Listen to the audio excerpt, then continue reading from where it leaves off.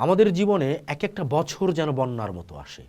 বন্যা শেষে যেমন দূষণ থাকে, বিপর্যয় থাকে, তেমনি নতুন পলিমাটিও থাকে, থাকে উর্বরতা। 2025-এর বাংলাদেশের সাংস্কৃতিক ও বিনোদনের ক্ষেত্র যেন তেমনই। নানা ঘটনা, সহিংসতা, আক্রমণ যেমন দেখেছি, তেমন দেখেছি জন্ম, মৃত্যু, ভালোবাসা, ভাঙাগড়া, প্রতিরোধের গান। যেন সংস্কৃতি ও বিনোদনের দুনিয়া ছিল একই সাথে বিপর্যয়, উদ্বেগ, সতর্কতা আর সম্ভাবনার গল্প। এবছরের সংস্কৃতি দুনিয়ার সর্বশেষ আলোচিত দিয়ে শুরু করি। বছর শেষে আমরা হামলা হতে দেখি ছায়ানটের উপর। একই দিনে গণমাধ্যম প্রথম আলো, ডেইলি স্টারের উপর হামলা হয়। পরদিন হামলা হয় সংস্কৃতির চর্চার আরেকটি কেন্দ্র উদীচীর উপর। ছায়ানট বাংলাদেশের উদার প্রগতিবাদী সংস্কৃতি চর্চার প্রতীকের মতো। ফলে এর উপর হামলা ঘটনা ভাবিয়েছে দেশকে। 2025 সালে ছায়ানট ও উদীচীর উপর হুমকি ও হামলার কারণ বিশ্লেষকরা বলছেন 2024-এর গণঅভ্যুত্থান পরবর্তী পরিবর্তিত পরিস্থিতিতে উগ্রবাদী শক্তিগুলোর উত্থান। 1999 ও 2001 সালের মতোই এই গোষ্ঠীগুলো এই বদ্বীপের জনগোষ্ঠীর সংস্কৃতি এবং অসাম্প্রদায়িক চেতনাকে ধর্মবিরোধী আখ্যা দিয়ে টার্গেট করেছে। মূলত উগ্র মতাদর্শের প্রসার এবং অসহিষ্ণুতার এই পুরনো সহিংসতা 2025 সালে ছায়া ফেলছে। আর এবছরই মার্চে মারা গেলেন ছায়ানটের সঞ্জিতা খাতুন, বাংলাদেশের সাংস্কৃতিক স্বাধিকার আন্দোলনের অন্যতম পুরোধা ব্যক্তি। 1961 সালে পাকিস্তান সরকারের সাংস্কৃতিক নিপীড়নের বিরুদ্ধে রুখে দাঁড়াতে তিনি ছায়ানট প্রতিষ্ঠা করেন। বাঙালির আত্মপরিচয় ও সংস্কৃতি চর্চার বিরুদ্ধে পাকিস্তানি নিষেধাজ্ঞার প্রতিবাদে নেমেছিলেন রাস্তায়, করেছিলেন নিষেধাজ্ঞা সত্ত্বেও রবীন্দ্র চর্চা। 1967 সালে রমনার বটমূলে পহেলা বৈশাখ উদযাপনের মাধ্যমে তিনি এক নীরব সাংস্কৃতিক বিপ্লবের সূচনা করেন। 1971 সালে মুক্তিযুদ্ধে মুক্তি সংগ্রামী শিল্পী সংস্থার মাধ্যমে গান গেয়ে তিনি মুক্তিযোদ্ধাদের অনুপ্রাণিত করেছেন। 2001 সালের রমনার বোমা হামলার মতো সাম্প্রদায়িক আঘাতের মুখেও তিনি অসাম্প্রদায়িক চেতনা প্রসারে অবিচল থেকেছেন। আমাদের লোক পরিসরে ঐতিহ্যবাহী সংস্কৃতি হচ্ছে মাজার, ওরস, বাউল গান।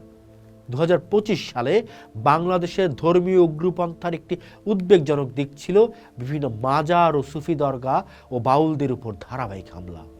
সর্বশেষ আলোচিত ঘটনা বাউল আবুল সরকারের গ্রেফতার। 2024 সালের শেষ ভাগ থেকে শুরু হওয়া এই উগ্রবাদী তৎপরতা 2025 সালে নানা সময় ঘটতে থাকে।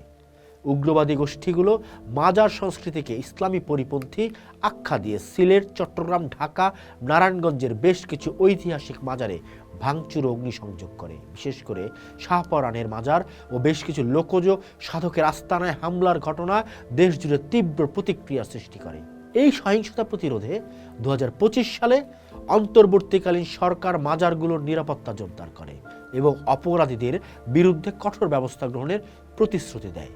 কিন্তু তবুও থামেনি নানা ব্যানারে দঙ্গলবাজি বা মব। এই হামলাগুলো বাংলাদেশের সুফি ঐতিহ্য, বাউল এবং অসাম্প্রদায়িক সংস্কৃতির উপর বড় আঘাত হিসেবে চিহ্নিত হয়েছে। 2025 সালে বাংলাদেশে মেলা, জারিগার এবং কনসার্টের মতো সাংস্কৃতিক অনুষ্ঠানগুলো ব্যাপক হুমকির মুখে পড়েছে। 2024-এর রাজনৈতিক পরিবর্তনের সুযোগে উগ্র রক্ষণশীল গোষ্ঠীগুলো লোকজ ঐতিহ্য এবং আধুনিক সঙ্গীতকে সংস্কৃতি বিরোধী বা অশ্লীল আখ্যা দিয়ে সামাজিক যোগাযোগ মাধ্যমে এবং সরাসরি হামলার হুমকি দিচ্ছে। এর ফলে অনেক ঐতিহাসিক গ্রামীণ মেলা, লোকসঙ্গীতের আসর বন্ধ হয়ে গেছে। এমনকি রাজধানী ও বিশ্ববিদ্যালয় ক্যাম্পাসগুলোতে পরিকল্পিত বেশ কিছু কনসার্টও নিরাপত্তার অজুহাতে বাতিল করতে হয়েছে।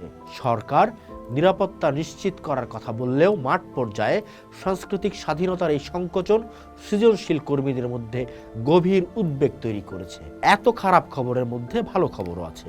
যেমন মেরিনা তাবাসসুম, একজন স্থপতি, তার টেকসই এবং সামাজিকভাবে সচেতন স্থাপত্য নকশা 2025 সালে বৈশ্বিক স্বীকৃতি পায়, যা বাংলাদেশের গ্রিন গ্রোথ বা সবুজ প্রবৃদ্ধির সংস্কৃতিকে তুলে ধরে। জলবায়ু সহনশীল সাংস্কৃতিক কেন্দ্রের ভৌত অবকাঠামোকে নতুনভাবে সংজ্ঞায়িত করেছেন। তারপর ধরেন আসিফ সালেহীন, বর্তমান ডিজিটাল দুনিয়ায় সংস্কৃতির উপর আক্রমণ মোকাবেলায় অনলাইনে প্রতিরোধ তৎপরতা ও সাংস্কৃতিক কর্মকাণ্ডের অংশ হয়ে উঠেছে ফ্যাক্ট চেকিং। 2025 সালের বাংলাদেশে এই তৎপরতার ক্ষেত্রে অন্যতম হিসেবে আসিফ সালেহকে দেখেছি কৃত্রিম বুদ্ধিমত্তা বা এআই দ্বারা তৈরি ভুয়া ছবি এবং বিভ্রান্তিকর ভিডিওর বিরুদ্ধে জোরালো অবস্থান নিতে। প্রাতিষ্ঠানিক ফ্যাক্ট চেকার না হয়েও মেটা ডাটা বিশ্লেষণ এবং সুনির্দিষ্ট তথ্য প্রমাণ সহ গুজব প্রতিরোধে তার ব্যক্তিগত উদ্যোগ সর্বমহলে প্রশংসিত হয়েছে। বিনোদন অঙ্গনে বড় ঘটনা আরও ঘটেছে। বছরের শেষ দিকে বাংলাদেশের 3 চলচ্চিত্র অফিসিয়াল সিলেকশনে গেল আন্তর্জাতিক রটারড্যাম ফিল্ম ফেস্টিভ্যালে। মূল প্রতিযোগিতায় মেজবাউর রহমান সুমন পরিচালিত রোহিত, বিগ স্ক্রিন কম্পিটিশন বিভাগে রেজওয়ান শাহরিয়ার সুমিতের মাস্টার, ব্রাইট ফিউচার বিভাগে তাওকির ইসলামের পরিচালিত দেলুপি সিনেমা।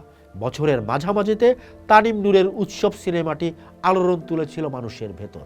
তারপর সাকিব খান 2025 সালে বরবাদের মতো মুক্তিপ্রাপ্ত ছবি এবং ভারত বাংলাদেশে বড় বাজেটের কোলাবোরেশনের মাধ্যমে তিনি স্থানীয় সুপারস্টার থেকে একজন প্যান বেঙ্গলি বা বৈশ্বিক বাঙালি আইকনে পরিণত হন। আন্তর্জাতিক বাজারে ঢালিউডের বাণিজ্যিক সম্ভাবনা প্রচার করেছেন।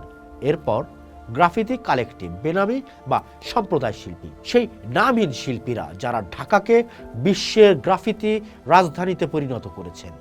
2025 সালে তাদের কাজগুলো আন্তর্জাতিক জাদুঘরে সংরক্ষিত হয়েছে। জনপরিসর ও পাবলিক স্পেসকে রাজনৈতিক ও সামাজিক অভিব্যক্তির গ্যালারিতে রূপান্তর করেছেন। এরপর আসি সংস্কৃতি বিষয়ক মন্ত্রণালয়।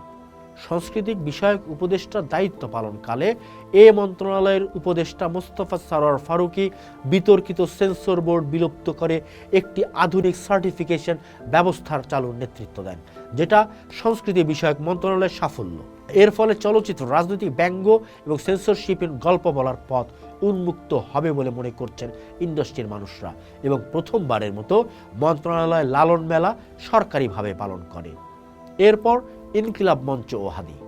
যেমন শুরুতে বলেছিলাম, আমাদের জীবনে একটা বছর আসে বন্যার মতো, থাকে দূষণ, থাকে উর্বরতার গল্প, থাকে ভালোবাসা, জন্ম, মৃত্যু, সহিংসতা, আক্রমণের গল্প। বছর শেষে সেরকমই একটি আক্রমণ ঘটেছে জুলাই বিপ্লবী ওসমান হাদির উপর। গুলিবিদ্ধ হয়ে তিনি চিকিৎসাধীন অবস্থায় মারা যান। তার গঠিত ইনকিলাব মঞ্চ ছিল বছর জুড়ে তৎপরতার জন্য আলোচিত। ওসমান হাদি এই মঞ্চকে দেখতেন সাংস্কৃতিক তৎপরতা হিসেবে, যেখানে তিনি বাংলাদেশের বা এই অঞ্চলের সংস্কৃতি, ভাবাদর্শ, স্বাধীনতা নিয়ে তর্ক বিতর্ক, আলাপ এবং তৎপরতা চালিয়েছিলেন। সংস্কৃতি একটি দেশের জীবনধারা ও পরিচয়। ফলে আমাদের সংস্কৃতি আমাদের এগিয়ে দিচ্ছে কিনা বা সৃষ্টিশীল অসাম্প্রদায়িক মানবিক সংস্কৃতির উপর যে বাধাগুলো আসছে সেগুলোকে আমরা কিভাবে সমাধান করছি, সমন্বয়ের এবং নির্মাণের সংস্কৃতিকে কিভাবে এগিয়ে নিচ্ছি, সেগুলোর উপরই নির্ভর করছে আমাদের অগ্রযাত্রা, আমাদের সামনের বছর। এই ছিল মোটা দাগে আমাদের 2025 সালে বাংলাদেশের সাংস্কৃতিক অঙ্গনের সালতামামি। নতুন বছর সামনেই। নতুন বছরের জন্য সবাইকে অগ্রিম শুভেচ্ছা। পোস্ট দেখুন, ভাবুন, করুন, থাকুন পোস্টের সাথে।